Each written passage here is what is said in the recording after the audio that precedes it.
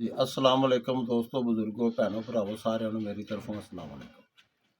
ਇਹ ਮੈਂ ਪਿਛਲੀ ਵੀਡੀਓ ਤੇ ਤੁਹਾਨੂੰ ਦੱਸਿਆ ਸੀ ਕਿ ਬੱਚਿਆਂ ਵਾਸਤੇ ਜਿਹੜੇ ਬੱਚਿਆਂ ਨੂੰ ਕਬਜ਼ ਹੋ ਜਾਂਦੀ ਹੈ, ਬੱਚੇ ਰੋਂਦੇ ਨੇ, ਪੋਟੀ ਨਹੀਂ ਆਉਂਦੀ, ਦੁੱਧ ਪੀਂਦੇ ਨੇ, ਉਹਨਾਂ ਵਾਸਤੇ ਉਹਨਾਂ ਦੀਆਂ ਮਾਵਾਂ ਵਾਸਤੇ ਇਹ ਦੱਸਣ ਲੱਗਾ ਵਾਂ ਕਿ ਤੁਸੀਂ ਮੁਸੱਬਰ ਲੈਣਾ। ਮੁਸੱਬਰ 1 ਤੋਲਾ ਮੁਸੱਬਰ ਲੈਣਾ ਹੈ ਤੇ ਜਿੰਨਾ ਮੱਖੀ ਦਾ ਸਿਰ ਹੁੰਦਾ ਨਾ ਇੰਨਾ ਲਾ ਕੇ ਉਹਨੂੰ ਬਰੀਕ ਕਰਕੇ ਦੁੱਧ 'ਚ ਹੱਲ ਕਰਕੇ ਸ਼ਾਮ ਨੂੰ 1 ਚਮਚੀ ਦੇ ਵਿੱਚ ਸੀਰਪ ਦੀ ਤਰ੍ਹਾਂ ਪਿਆ ਦਿਓ। ਉਸ ਤੋਂ ਮਗਰੋਂ ਨੀਮ ਗਰਮ ਦੁੱਧ ਪਿਆ ਦਿਓ ਬੱਚੇ ਨੂੰ। ਸੁਬਾਹ ਇਨਸ਼ਾਅੱਲਾ ਤਾਲਾ ਰੋਏਗਾ ਨਹੀਂ, ਆਸਾਨੀ ਨਾਲ ਪੋਟੀ ਆਏਗੀ। ਇਹ ਇਹਨੂੰ ਸੁਬਾਹ ਸ਼ਾਮ ਇਹ ਬੱਚੇ ਨੂੰ ਖਵਾਓ। ਇਹ 10-12 ਦਿਨ ਦਿਓ, ਇਨਸ਼ਾਅੱਲਾ ਤਾਲਾ ਕੋਈ ਪ੍ਰੋਬਲਮ ਨਹੀਂ ਬੱਚੇ ਨੂੰ ਰਹੇਗੀ। ਜਿਹੜੇ ਦਵਾਈਆਂ ਖਵਾ ਕੇ ਟੀਕੇ ਲਵਾਉਂਦੇ ਨੇ, ਸੀਰਪ ਪਿਆਉਂਦੇ ਨੇ ਕਿ ਇਹ ਪੋਟੀ ਇਹਨੂੰ ਆਏ, ਇਹ ਬਗੈਰ ਕਿਸੇ ਸੀਰਪ ਤੋਂ ਇਨਸ਼ਾਅੱਲਾ ਤਾਲਾ ਮੌਜ ਦੇ ਲਈ ਖੂਨ ਸਫਾ ਹੈ, ਬਿਹਤਰੀਨ ਚੀਜ਼ ਹੈ। ਅਗਰ ਜੇ ਕਿਸੇ ਵੱਡੇ ਵਡੇਰਿਆਂ ਨੂੰ ਕਬਜ਼ ਰਹਿੰਦੀ ਹੈ, ਉਹਨਾਂ ਨੂੰ ਜ਼ੀਰੋ ਵਾਲਾ ਕੈਪਸੂਲ ਭਰ ਕੇ ਨੀਮ ਗਰਮ ਦੁੱਧ ਦੇ ਨਾਲ ਰਾਤ ਨੂੰ ਦੇ ਦਿਓ। ਉਹਨਾਂ ਨੂੰ ਸੁਬਾਹ ਇਨਸ਼ਾਅੱਲਾ ਤਾਲਾ ਪਖਾਨਾ ਅੱਛੇ ਤਰੀਕੇ ਨਾਲ ਆਏਗਾ, ਬੰਨ ਨਹੀਂ ਪਵੇਗਾ ਤਾਹਿਆਤ।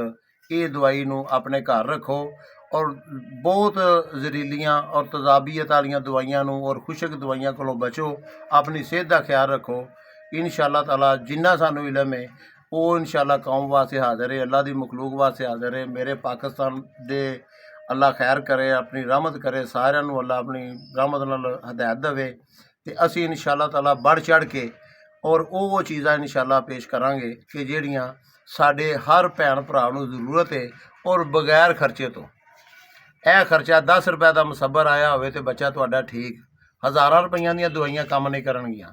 ਇਨਸ਼ਾਅੱਲਾ ਤਾਲਾ ਇਹ ਤੁਸੀਂ ਵੇਖੋਗੇ, ਇਹ ਅੱਲਾ ਦੀ ਤਰਫੋਂ ਮੌਜਜ਼ੇ ਨੇ, ਅੱਲਾ ਨੇ ਬਣਾਈਆਂ ਚੀਜ਼ਾਂ ਨੇ, ਕੋਈ ਬੰਦੇ ਦਾ ਦੇ ਕੋਈ ਕਮਾਲ ਨਹੀਂ। ਤੇ ਅੱਲਾ ਤਾਲਾ ਤੁਹਾਨੂੰ ਸਿਹਤ ਤੰਦਰੁਸਤੀ ਦੇ। ਬੱਚਿਆਂ ਵਾਸਤੇ ਮੇਰੀਆਂ ਭੈਣਾਂ ਜ਼ਰੂਰ ਘਰ ਲੈ ਕੇ ਰੱਖੋ ਔਰ ਇਹਦਾ ਰਿਜ਼ਲਟ ਵੇਖੋ।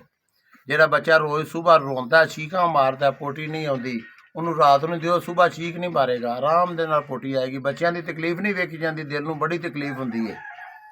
ਇਸ ਤਕਲੀਫ ਕੋਲੋਂ ਅੱਲਾ ਨਿਜਾਤ ਪਾ ਦੇਗਾ ਇਨਸ਼ਾਅੱਲਾ। ਅੱਛਾ ਜੀ, अस्सलाम वालेकुम वरहमतुल्लाहि वबरकातुहू।